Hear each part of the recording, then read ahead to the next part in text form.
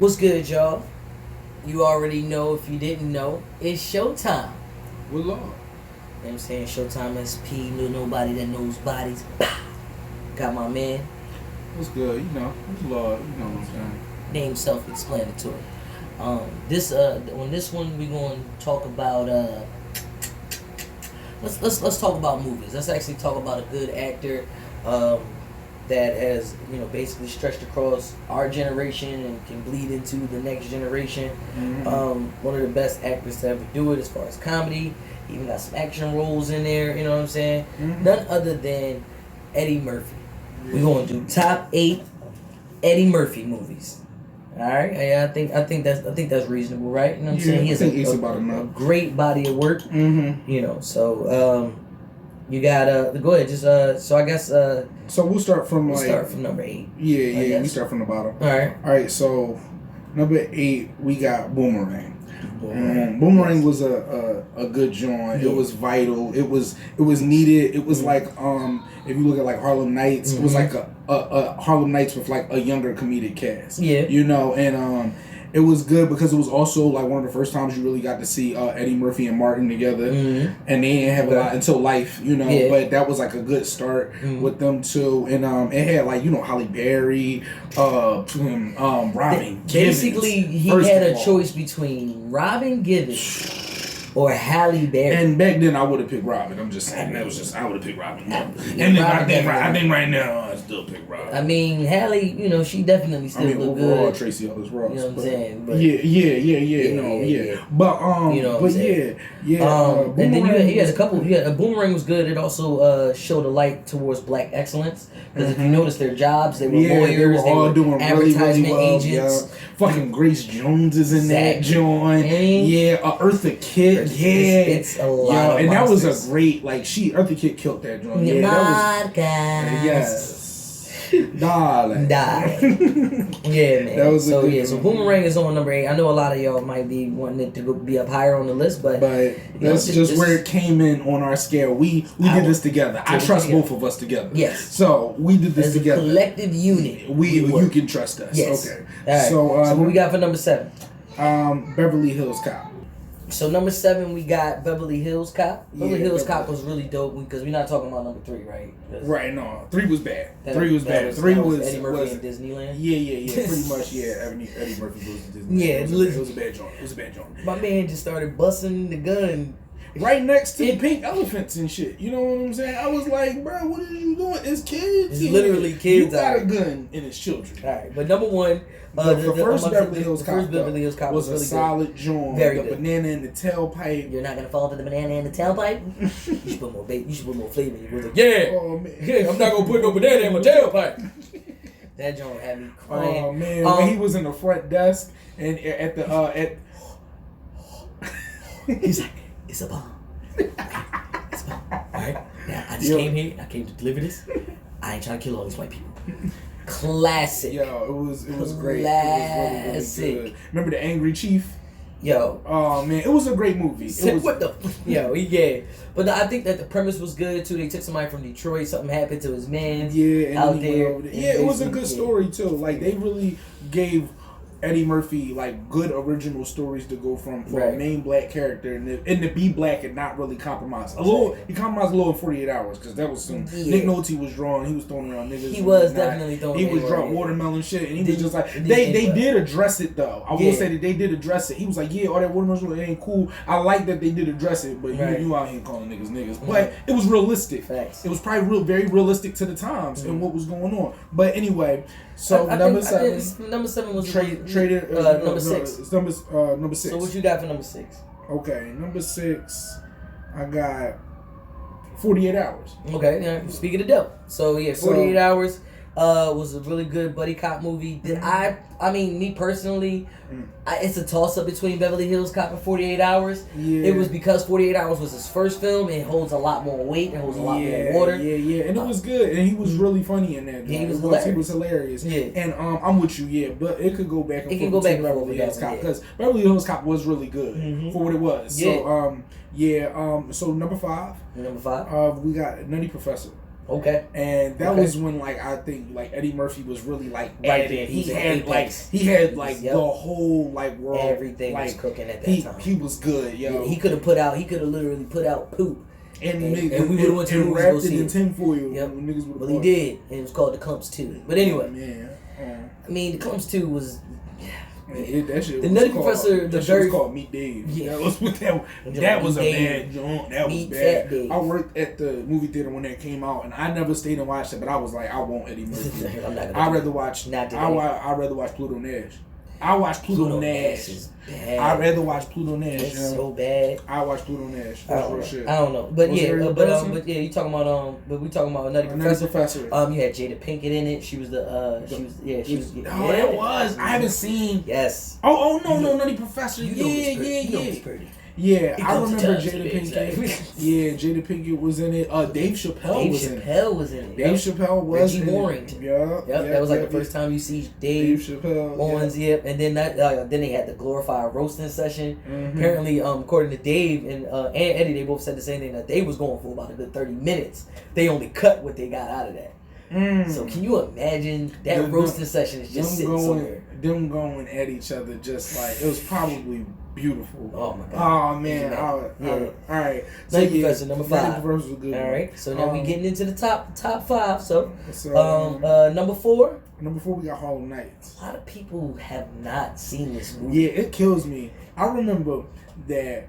I was probably like 17 in high school, and I told my dad, I was like a senior, and I was like, yo, I want to watch Harlem Nights. And it was like right around DVDs was out, but it wasn't like everywhere like then. So we went to a video store, we found Harlem Nights, we went, dug in a box from the old apartment, and we found a VCR, and we watched Harlem Nights, and we was dying, yo. To my crib. I know, my parents had dog. They taped that joint, they had to listen, because it came out in 89.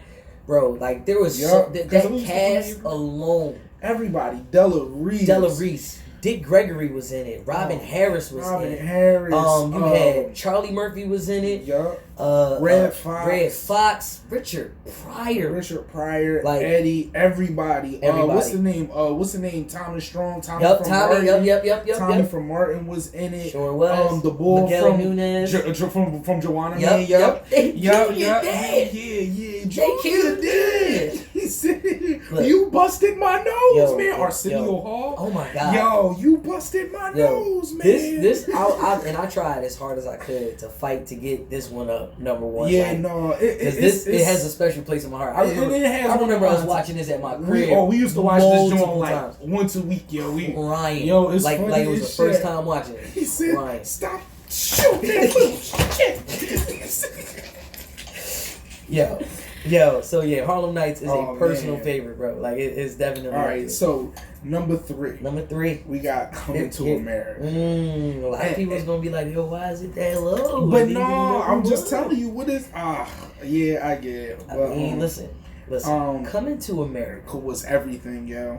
Once again, for the culture, it was everything, and it was so like even back then it was so extravagant. It's extravagant for now. It's extravagant now, but like but back they did the Black then Panther it was probably crazy. Remember when Black Panther came out? Everybody was doing the Coming to America guards and the lions because it's real. It was real, like bro. Yo, they brought like Africa to New York, Facts. Like Africa to Queens, yo. Facts. It was crazy, dog. Like even remember when they switched the apartments and they had the jacuzzi and everything, and he was just like, "I want something that looks poor." He said, "Look, my place downstairs is a real shithole." Yo, what's the joint? He's like, "It's a damn shame what they did to that dog." Hey, yo, John Amos. John Amos was in. That was him. He killed it. Everybody was in that joint. Lion King Bull. James Earl Jones. My son works. Right. Yo, that shit had me crying. Crying. And most people don't know. What is this? McDowell's. And most people don't know that those are the 2 bulls from Coming to America on the curb. Mortimer and Mortimer. Yep, a lot of people didn't recognize that Easter egg. They didn't know that. Yeah, that was from Trading Places. Trading Places. Yeah. Wait, is that on the list? Oh yeah, it's there. Oh, we get okay. All right. Oh, it's there. It's there. All It's right. there. Listen, but anyway, let's get into number two. Let's get into number two. So number two is we went back and forth, and he's right. We both right. We know we both right. Come on. But number two is life. Life. First and foremost. Life. You don't remember Casey and JoJo singing? You mad? You gave me life. Them niggas was singing their solo. I'm sorry, but. First and foremost, right? Not only is it just like a great movie and hilarious with Martin and Eddie, and like like I said, they first met in Boomerang. So they already kind of were like familiar with each other to do it. But like you had everybody in it again. You gonna eat your cornbread? You had Guy Torrey was in it. Miguel Nunez was in that one too. Bernie Mac was in that joint. Anthony Anderson was Biscuit. In it. It was y'all. Everybody was in that joint. And any comedian at that time, any stand-up comedian that was killing it, was in that joint. My joint, one of my favorite parts, Bernie Mac, eyes the pappy. That joint always had me dying. And the thing is, everyone laughed because they even put everyone laughing in it because it was hilarious. Facts. It was like Bernie Mac was rest in peace, to Mac.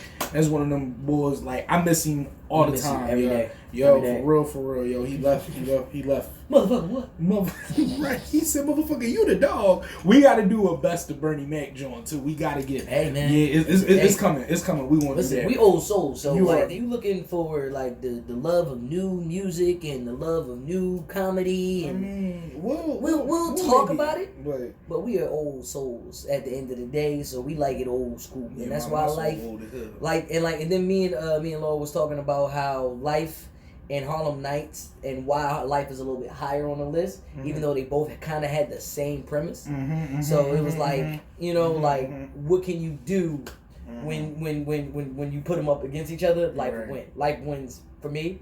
Between Life and Harlem Nights? Yeah, Life and Harlem Nights. Yeah. So and then with Life, not to mention the diabolical cast, you had you also had a very good premise of racism. It was about the 20s. Like they played a great comedy role, and it was about jail. Like it's not one of those situations where talking about jail or it's not. This was better of a lighthearted type thing. You know what I'm saying?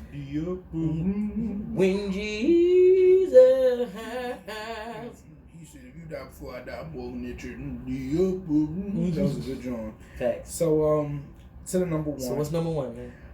Trading Places, yo. Okay.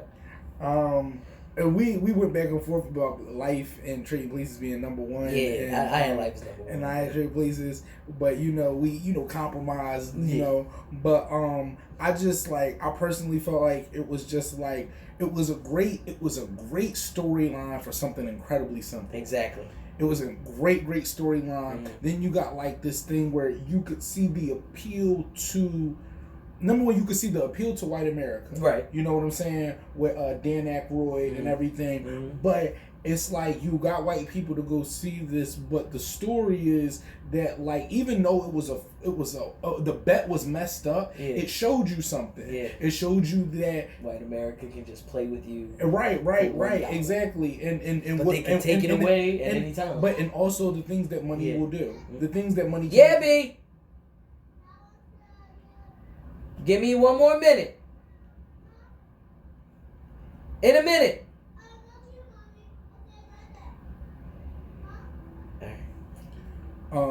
But yeah, it was just it was really good for just showing you that the things that money could do. Right. And it's just that money could make a man, even if black, people look at him a certain way, it was really good. I liked it because it was a nice little nice little shout out to Eddie Murphy's skills. He can change it from being a 2-bit hustler to somebody that's of a dignified nature, and then once he gained a slept on Eddie Murphy movie that not a lot of people talk about is The Distinguished Gentleman.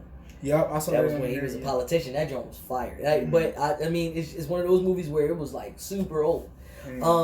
But when you look at Trading Places and what it did for America and what it did for comedy, not to mention that isn't that a John Hughes film too? It might be. Is it John Hughes? But he is. I know it's the same guy that did Trading Places. He's also the same guy that did Coming to America. So if I'm not mistaken, I believe it is John Hughes. But you know, number one, it's got to be number one on the list. I'll agree to it. God, you know what I'm saying? Yeah. Who was the director? It wasn't John Hughes. It was John something else. His name's John Landis. John Landis. That's what it is. John Landis, but he also did Coming to America, and I think John Landis also did. He did National Lampoon. Yeah, I think he also did. I think Brothers. Did he do? He did Coming to America. He did Coming to America. I thought he also Brothers. did Thriller. He did Beverly Hills Cop 3. He did a lot of stuff. He did do Thriller. He did do Thriller? Yep, it's at the end. Yep. So I do know that. You know what I'm saying? So, you know, with that being said, John Landis was the man, you know, and then this was like John Hughes, but you know, my bad. John Landis was the man. And Trading Places is going to be number one on the list. Honorable mentions, you know, we already threw out there, but you know what I'm saying? Like, you know, Distinguished Gentleman was out there. Holy Man. Holy Man was a good one. It wasn't that bad. It really wasn't. And it was during an era where Eddie Murphy was still doing all right. Bowfinger. Yeah, Bowfinger that was definitely an honorable mention because it was good. And, and then what about that one action movie that Eddie did? Not Metro. Showtime. Metro. Remember Metro? It was like about a bomber or something like that. Yeah. But I mean, we'll just leave it at that. You know what I mean? So. So once again, like, share, and subscribe if you like the content. If you have different views on what we should have did with the Eddie Murphy movies, what's your favorite Eddie Murphy movie? And explain to us why is it number one on your side. You know what I mean? Pluto Nash. But just don't do Pluto Nash and Meet Dave. Oh, those are two. Norbit is another honorable mention. See, Norbit, yeah. So I'm lying. I like Pluto Nash. Yeah, I mean, it wasn't. It was bad. Needless to say, Rosario Dawson. But yeah. All right, y'all. Bad. We'll talk about that at another time. But once again, it's showtime. With Lord. And we out.